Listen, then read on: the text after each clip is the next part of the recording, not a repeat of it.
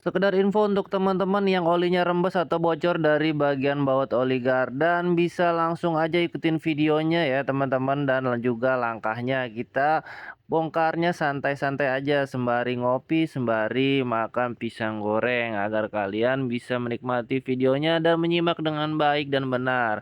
Pastikan tidak ada bagian yang terlewat ataupun video yang di-skip. Apabila ada pertanyaan, kalian bisa langsung aja tanya di kolom komentar. Selagi saya bisa, nanti akan bisa saya jawab ya teman-teman. Kalau udah kayak gini, pastikan semuanya kebuka di bagian knalpot, di bagian roda. Kalian buka satu persatu, jangan sampai ada yang terlewat. Kalau udah kayak gini, kampas remnya juga boleh sekalian dibuka dan juga sekalian dibersihkan aja ya teman-teman, jadi biar maksimal. Nah, di dalam sini juga ada baut di cover speed sensor. Itu pakai kunci L kalian bukanya ya teman-teman. Nah, kalau udah kalian siapkan kunci T10, kalian putar ke kiri ya, perlahan-lahan aja semuanya dan pastikan ini terbuka, nggak ada baut yang ketinggalan ya. Kalau ada baut yang ketinggalan nanti kalian paksa, yang ada nanti malah jebol. Dan juga kalian bisa siapkan wadah di bagian bawahnya. Kalian bisa pakai ember atau apapun wadahnya ya teman-teman, ini untuk menampung oli yang akan nantinya menetes. Kalau saya pribadi ini, saya bautnya sengaja saya cantolin aja jadi biar nggak ketuker nanti saat pemasangan, karena nanti kalau ketuker kalian bisa repot sendiri kalau bautnya tembus ya. Jadi kalian diemin aja kayak gini biar olinya mengalir aja, biar menetes, karena biar kalau ditarik nggak langsung muncrat dan tumpah semua ya.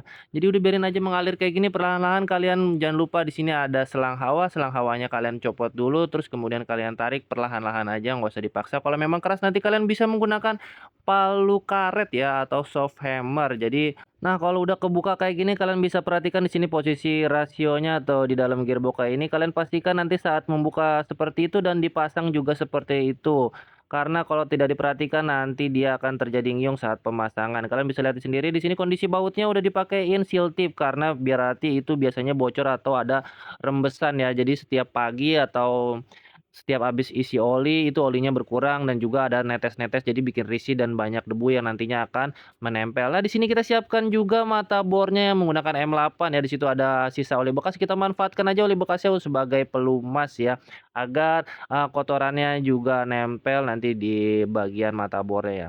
Karena ini berhubung dua-duanya yang dol, jadi sekalian aja kita perbaiki dua-duanya ya. Nah, di beberapa tutorial yang lain saya pernah melihat kalau ada yang tidak membuka bagian gearbox. Jadi hanya pakai kain aja dimasukin ke dalam kemudian ditarik kembali untuk mengangkat gram-gramnya. Semua kembali lagi tergantung kepada konsumen maunya seperti apa. Kalau memang budgetnya tidak ada ya pastinya pakai kain aja. Tapi kalau lebih pribadi saya lebih baik nambah biaya sedikit, nambah waktu sedikit, tapi hasilnya juga maksimal dan bersihnya juga maksimal. Karena kalau nantinya ada sisa-sisa gram yang ada di dalam itu, dia tersisa, takutnya ya akan menimbulkan gesekan pada komponen lain, nanti komponen yang lain akan jadi rusak. Lebih baik, maksimal aja, capek sedikit ya kan, tapi bersihnya maksimal, repot sedikit tapi maksimal, dan juga tambah biaya sedikit tapi hasilnya juga maksimal.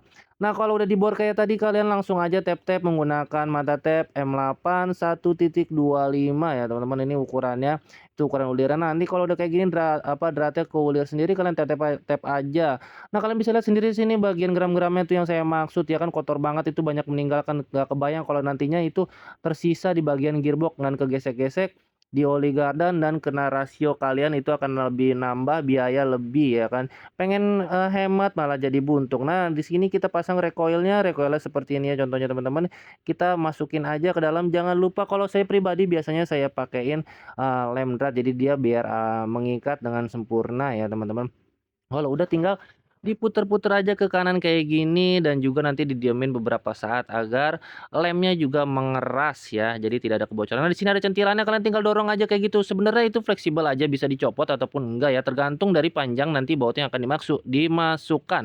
Kalau nantinya, bautnya lebih panjang, nanti dia akan kedorong ke dalam dan akan menusuk ke gearbox. Jadi lebih baik dicopot aja kalau memang ya itu perlu. Nah, setelah dirasa ini sudah bersih, kalian pasang kembali bagian gear rasionya seperti yang saya bilang di awal, itu posisinya seperti itu ya dipasangnya juga harus seperti itu. Jadi jangan dirubah ataupun digeser-geser ya, karena nanti akan mengakibatkan ngiyung ya. Biasa ada suara ngiyung di motor matic kalau kalian pernah dengar ya, itu ya karena, itu ya gesek-gesekan yang dimasuk ya. Nah, kalau saya pribadi ini, dikencangkan, atas bawah atau kanan kiri dan juga menyilang ya. Jadi biar dia tidak terjadi kemiringan seperti memasang piringan cakram ya. Setelah dirasa sudah dipasang semua, kalian bisa perhatikan tidak ada kebocoran, ada oli yang menetes. Biasanya packingnya minta ganti baru ya teman-teman. Nah kalau udah kalian pasang semua kayak gini, pasang mur rodanya menggunakan kunci dua-dua, pasang kembali knalpot, dan juga pasang kembali nanti pulinya ya teman-teman. Nah juga di bawah sini ada masih ada murnya, menggunakan mur 10, menggunakan kunci 10, dan di sini ada baut 14 menggunakan kunci 14 ya teman-teman ya. Kalau udah kalian bisa lihat di sini ada kabel paremnya juga dipasang, tinggal dimasukin pair-nya, terus dipencet menggunakan hetang dan juga dicetrek-cetrek aja, kalau dirasa kurang cukup ya dicetrek lagi aja.